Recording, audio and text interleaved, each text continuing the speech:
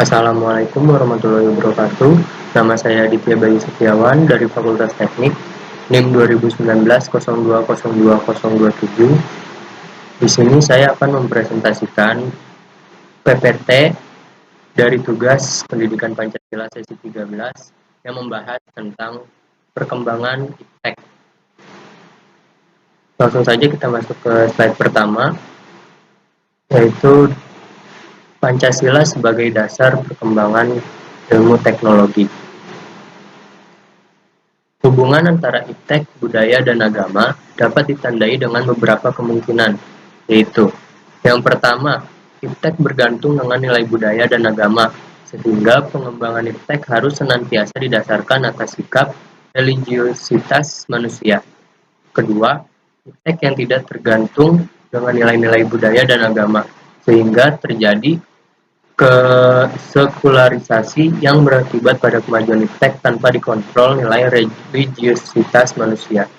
Lalu yang ketiga, IPTEK yang menempatkan nilai agama dan budaya hanya sebagai relasi dialog ketika diperlukan saja. Sebagian ilmuwan beranggapan bahwa IPTEK memang memiliki hukum tersendiri, akan tetapi juga memerlukan faktor eksternal, yaitu seperti budaya, ideologi, dan agama, untuk bertukar pikiran tetapi tidak saling mengikat. Lanjut di slide 2, ada eksistensi ilmu pengetahuan dan prinsip-prinsip berpikir ilmiah. Ada 2 poin yang akan saya bahas di sini. Yang pertama, eksistensi ilmu pengetahuan. Lalu yang kedua, ada perkembangan ilmu pengetahuan.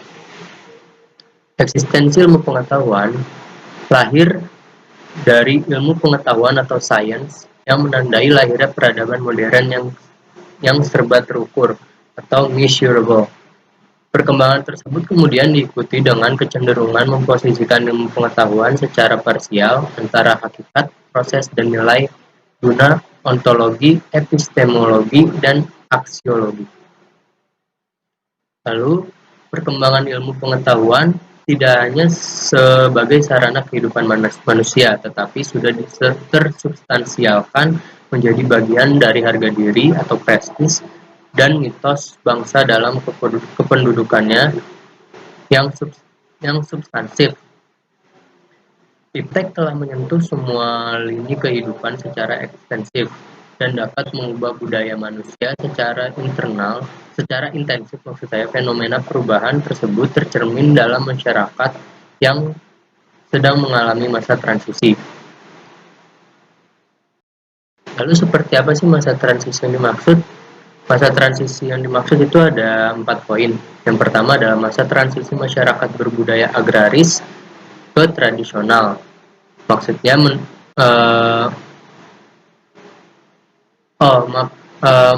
masa tradisi masyarakat yang berbudaya agraris atau tradisional menuju masyarakat dengan budaya industri modern. Itu yang pertama. Lalu yang kedua, masa transisi budaya etnis kedaerahan menuju budaya nasional kebangsaan. Lalu yang ketiga, masa transisi budaya nasional kebangsaan menuju budaya global atau mondial. Lalu yang keempat, batas-batas sempit menjadi terbuka, eklektis, namun tetap mentoleransi adanya pluriformitas sebagaimana digerakkan oleh paham postmodernisme. Lalu lanjut ke slide selanjutnya, ada prinsip-prinsip berpikir ilmiah. Adapun beberapa prinsip cara berpikir secara ilmiah, yaitu yang pertama, berpikir secara objektif, yaitu dengan cara memandang masalah apa adanya, terlepas dari faktor-faktor subjektif, misalnya faktor perasaan, keinginan, emosi, dan keyakinan. Lalu yang kedua, berpikir secara rasional, yaitu dengan cara menggunakan alat akal sehat yang dapat dipahami dan diterima oleh orang lain. Lalu yang ketiga, berpikir secara logis, yaitu dengan cara menggunakan logika, tidak mengandung unsur pemikiran yang kontradiktif, selalu rasional. Lalu yang keempat, berpikir secara metodologis, yaitu dengan cara menggunakan metode keilmuan yang khas dalam setiap berpikir dan bertindak. Lalu berpikir secara sistematis, yaitu dengan cara berpikir dan bertindak menggunakan tahapan atau langkah prioritas yang jelas dan saling terkait satu sama lain, serta memiliki target dan arah tujuan yang jelas. Lanjut ke slide selanjutnya, Pancasila sebagai paradigma pengembangan ilmu. Konsep Pancasila sebagai dasar pengembangan ilmu Pancasila sebagai dasar nilai pengembangan ilmu dapat mengacu pada beberapa jenis pemahaman. Itu yang pertama, setiap ilmu pengetahuan dan teknologi atau iptek yang dikembangkan di Indonesia tidak bertentangan dengan nilai-nilai yang terkandung dalam Pancasila. Kedua, setiap iptek yang dikembangkan di Indonesia harus menyertakan nilai-nilai Pancasila sebagai faktor internal. Lalu yang ketiga, nilai-nilai Pancasila berperan sebagai rambu normatif bagi pengembangan iptek di Indonesia. Artinya, mampu mengendalikan iptek agar tidak keluar dari cara berpikir dan cara bertindak bangsa Indonesia. Lalu yang keempat, setiap pengembangan iptek harus berakar dari budaya dan ideologi dari bangsa Indonesia sendiri. Lalu slide selanjutnya, paradigma Pancasila sebagai dasar strategi pengembangan ilmu.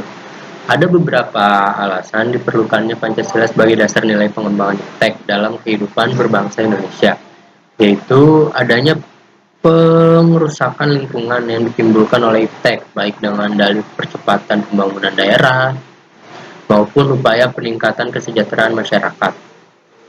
Lalu yang kedua, penjabaran sila-sila Pancasila sebagai dasar nilai pengembangan iptek dapat menjadi sarana untuk mengontrol dan mengendalikan kemajuan iptek yang berpengaruh pada cara berpikir dan bertindak masyarakat yang cenderung pragmatis.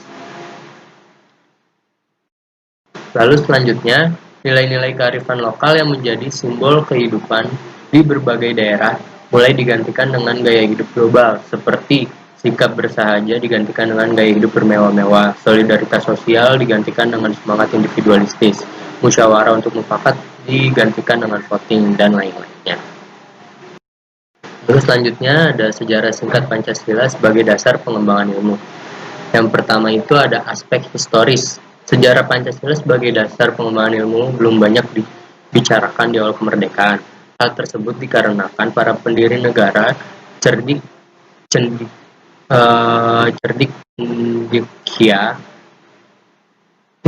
intelektual bangsa Indonesia pada masa itu mencurahkan tenaga dan pemikirannya untuk membangun bangsa dan negara. Para intelektual merangkap sebagai pejuang bangsa, masih disibukkan dengan upaya pembenahan dan penataan negara yang baru saja terbebas dari penjajahan. Lalu yang kedua ada aspek sosiologis.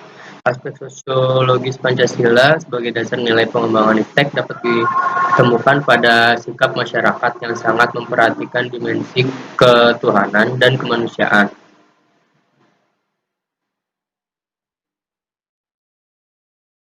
Lalu yang selanjutnya, aspek politis Pancasila sebagai dasar nilai pengembangan ilmu di Indonesia dapat dirunut ke dalam berbagai kebijakan yang dilakukan oleh penyelenggara negara.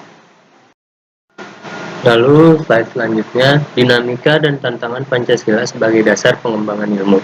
Dinamika yang dihadapi oleh Pancasila sebagai pengembangan ilmu adalah belum dibicarakan secara eksplisit oleh para penyelenggara negara sejak Orde Lama sampai era reformasi.